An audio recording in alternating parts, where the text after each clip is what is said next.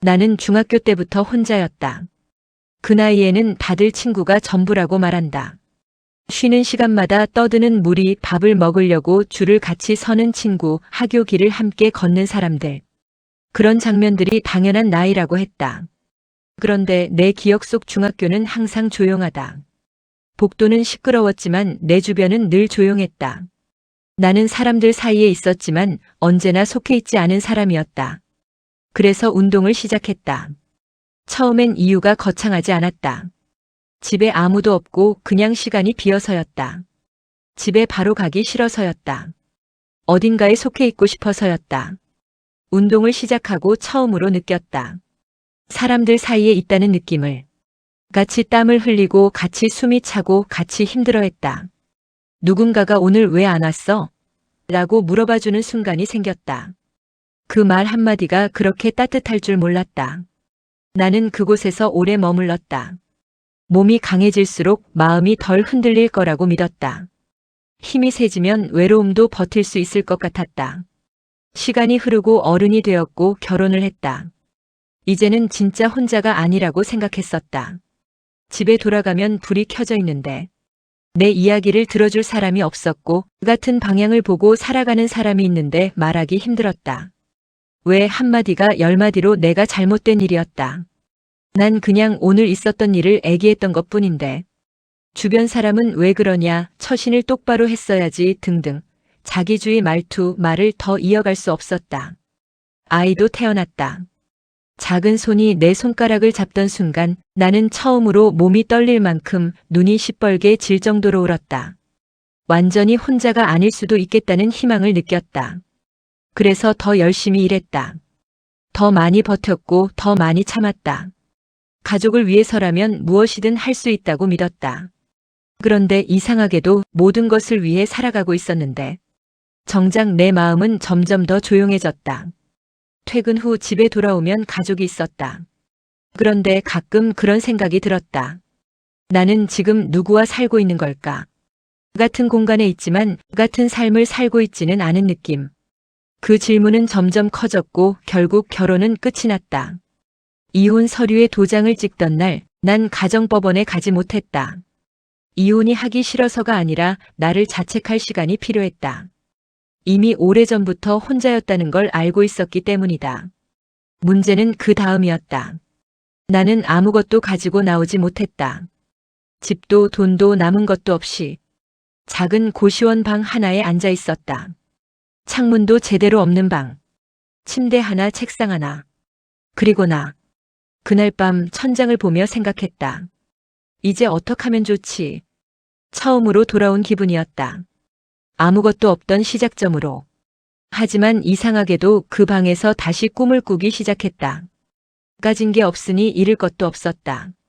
그래서 사업을 구상하기 시작했다. 작은 노트에 아이디어를 적고 지우고 다시 쓰고 낮에는 일하고 밤에는 계획을 세웠다. 아무도 없는 방에서 혼자 미래를 만들고 있었다. 시간이 흘러 사업을 시작했다. 작게 시작했고 서툴렀고 실패도 많았다. 그래도 멈추지 않았다. 누가 알아주지 않아도 계속했다. 누가 응원하지 않아도 계속했다. 어차피 늘 혼자였으니까. 그러던 어느 날 한 사람을 만났다. 처음엔 믿지 않았다. 이 사람은 다를 거라고 생각하지 않았다. 기대하지 않으려고 애썼다. 하지만 사람 마음이란 이상하다. 조금씩 마음이 열리고 조금씩 웃게 되고 조금씩 미래를 떠올리게 된다.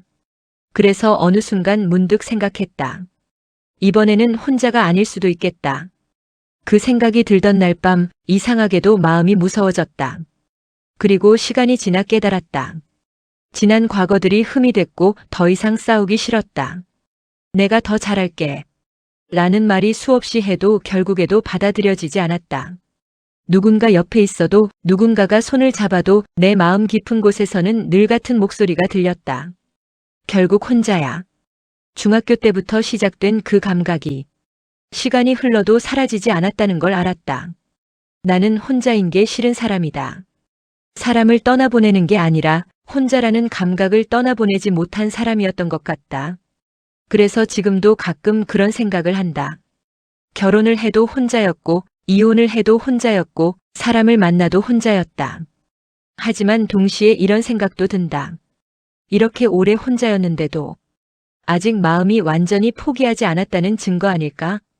고시원 작은 방에서 시작된 꿈처럼 언젠가 마음도 작은 불빛 하나쯤 켜질 수 있지 않을까? 혼자인 게 불행이 아니라 나 없이 사는 삶이 불행이었다. 기다릴 사람이 없어서 외로운 게 아니라 나를 붙잡아줄 내가 없어서 흔들렸던 거였다. 이제는 안다. 사람이 떠나도 삶은 멈추지 않는다는 걸. 결국 끝까지 남는 건 내 옆에 선 나 하나라는 걸. 기댈 사람이 없어도 괜찮다. 나는 이미 수없이 나를 일으켜 세웠으니까. 누군가가 나를 구해주길 기다리던 삶은 끝났다. 이제는 내가 나를 구한다. 혼자라서 약한 게 아니라 혼자서도 살아낸 사람이 강한 것이다. 나는 이제 기다리지 않는다. 무너지지 않는다. 내 삶은 내가 책임진다. 그리고 오늘부터는 누군가를 기다리는 삶이 아니라 나를 믿는 삶을 살기로 했다. 기다리다 지친 사람이 깨닫는 순간이 있다. 아무도 오지 않는 밤이 계속될 때 문을 두드리는 사람이 아니라 문을 열어줄 사람이 필요했다는 걸. 그 사람이 바로 나였다. 나는 누군가가 나를 구해주길 기다리며 오래 서 있었다.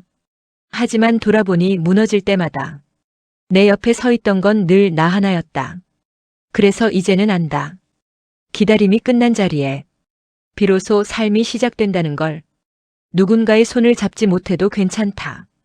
울면서도 다시 일어났던 그 사람이 바로 나니까 이제는 외롭다고 말하지 않겠다. 대신 이렇게 말하려 한다. 끝까지 나를 버리지 않을 사람이 내 안에 있다는 것을. 나는 결국 혼자 남은 게 아니라 끝까지 나와 함께 남았다. 그래서 이제는 혼자여도 괜찮다.